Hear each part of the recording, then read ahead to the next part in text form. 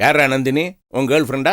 நீங்க வேறண்ணா, அவனுக்கு எதுண்ணா ஃப்ரெண்ட்ஸு? பின்ன பாரு, நந்தினி இருந்தா பேசிருப்பாங்கிறேன். அசோக், யாருப்பா அது? கொஞ்சம் புரியும்படியா சொல்லு. யாரு நந்தினி? அது அது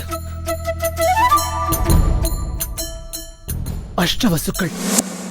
யார் சார் இது அஷ்டவசுக்கள்? ஒரே கஷ்ட விஷயமா இருக்கெல்லாம்.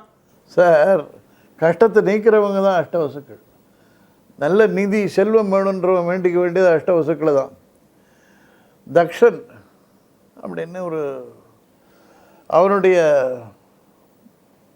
பொண்ணு வசு, அந்த வசு தர்ம தேவத்தை மணந்தான். அவள் தான் வசு. அவளுக்கு பிறந்த பிள்ளைகள் தான் அஷ்டவசுக்கள், 8 பேர். இவங்க இந்த சாபங்கள்னால, அதில் அவனு சொல்கிறான், அந்த மாதிரி சில சாபங்கள்னால தான் அவங்க பூமிக்கே வந்தாங்க. ஆனால் கங்கை கிட்ட வேண்டிட்டாங்க. கங்கை சாபத்தினால பூமிக்கு வந்தப்போ, நாங்கள் உனக்கு பிள்ளையாக பிறக்கிறோம், ஒத்துத்துறோம், உடனே எங்களை முடிச்சிருன்னு.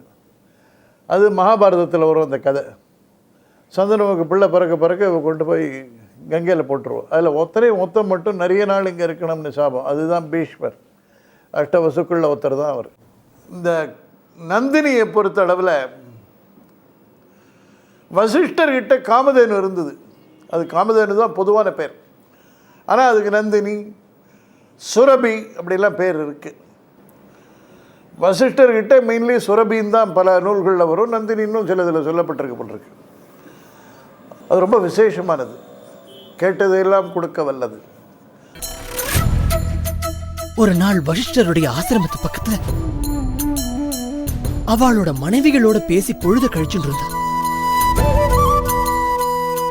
அப்போ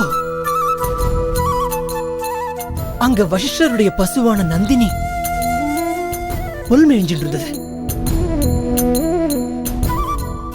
அஷ்டவசுக்கள்ல ஒருத்தனான பிரபாசனுடைய பத்தினி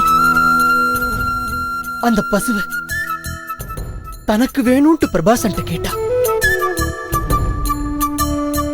அதுக்கு அந்த பிரபாசன், பசுவனுடைய பால் மனுஷாளுக்கு பிரயோஜனப்படும், நம்மள மாதிரி தேவர்களுக்கெல்லாம் பிரயோஜனப்படாது, அது மட்டும் இல்லாம அது வசிஷ்டருடைய பசு, அவரோட கோபத்துக்கு ஆளாக வேண்டான்னு சொன்னான். ஆனா அவனுடைய பத்தினியோ பூலோகத்தில் இருக்கிற தன்னுடைய தோழி ஒருத்திக்காக தான் அந்த பசுவை கேட்கிறதா சொன்ன. பிரபாசனும் அந்த பசுவாகிய நந்தினிய கொண்டு வந்து அவன் மனைவி கிட்ட கொடுத்துட்டான்.